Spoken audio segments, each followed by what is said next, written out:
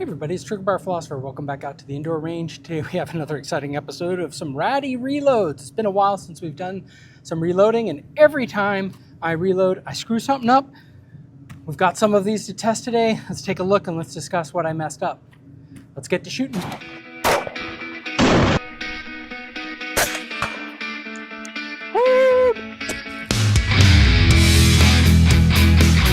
So when I reset up my press for the 10mm, one of the important aspects is you have to get the powder drop exactly right on my Dillon press, and that helps create a little bit of a chamfer outward so that when you seat your bullet in, you can push the bullet in without kind of scraping down on the sides. I'll throw an insert in, but I have far too many that I scraped some of the lead as I was jamming the bullets down.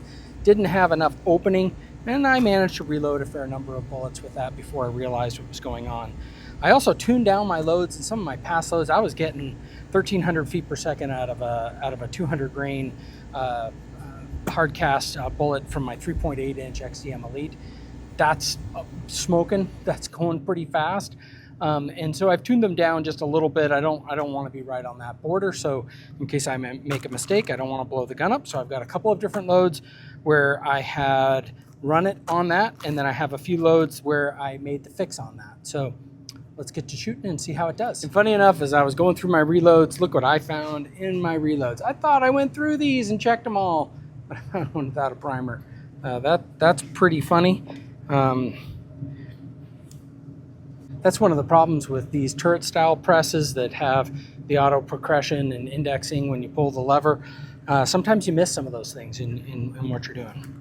All right, so I've got the Garmin 0C1 out, and we are going to test some of the velocities on this.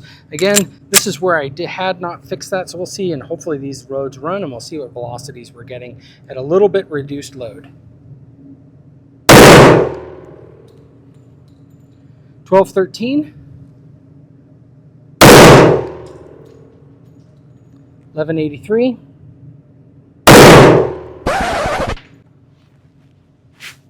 Did you all see that? I just kept shooting.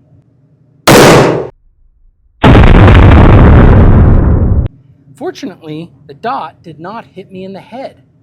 That's good.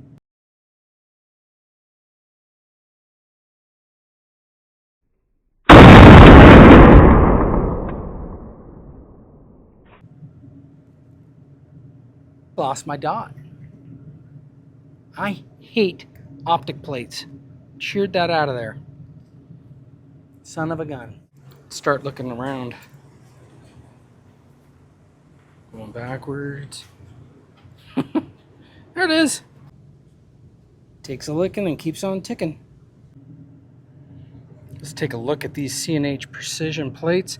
They are supposed to have, well, they do. They have a little bit of these T-nuts that sit up through the plate and allow you to screw in. And it looks like the T-nuts may have sheared off and the screws went, because it's supposed to stick up just a little bit higher. So those sheared off and the screws are gone.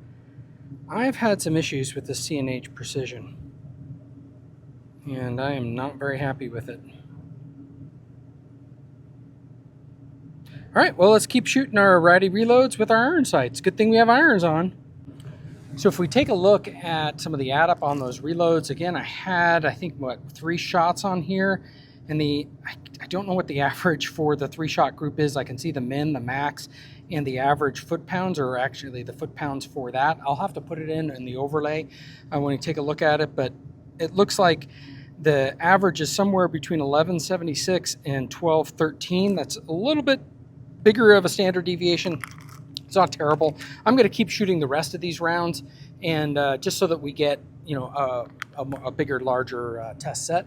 So let's just keep going, and we're going to be back to irons, which is maybe where you should be anyways. 1189. 1209. Okay, we had 5 shots, min of 1176, average of 1194. And our max of 1213, standard deviation 14, right around what you get with some good range ammo. That's what I'm hoping with my reloads here and at this level, is some decent range ammo. I tried to weed out the really bad ones, and just keep the good ones, because some went right in. Some had no problem seating the bullet. Others had a little bit more problems. So why don't we keep going on that, and then we'll shoot some where I know that I had it fixed. We're gonna keep going with that. 1206, 1163, 1211, 1183, 1206, 1181. Not bad groups. I'm going to end that session, and we'll take a look at the add-up.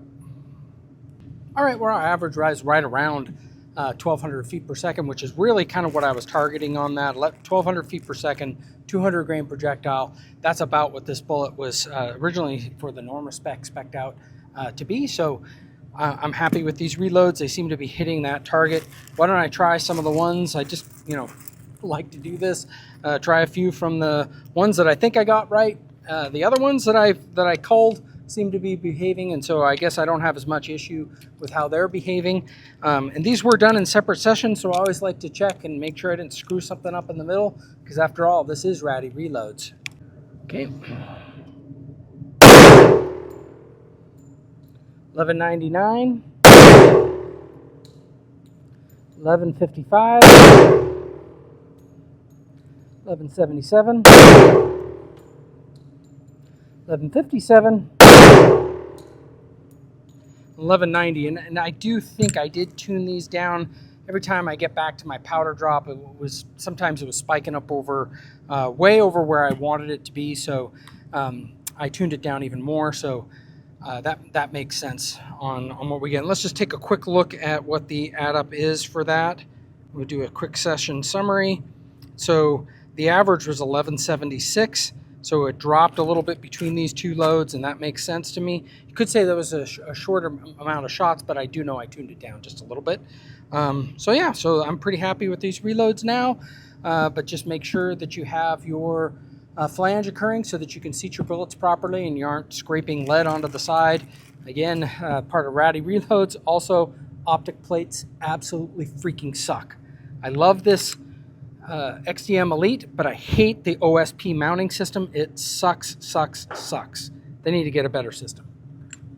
All right, please like, share, and subscribe. I hope everyone has a great week. Let's get shooting.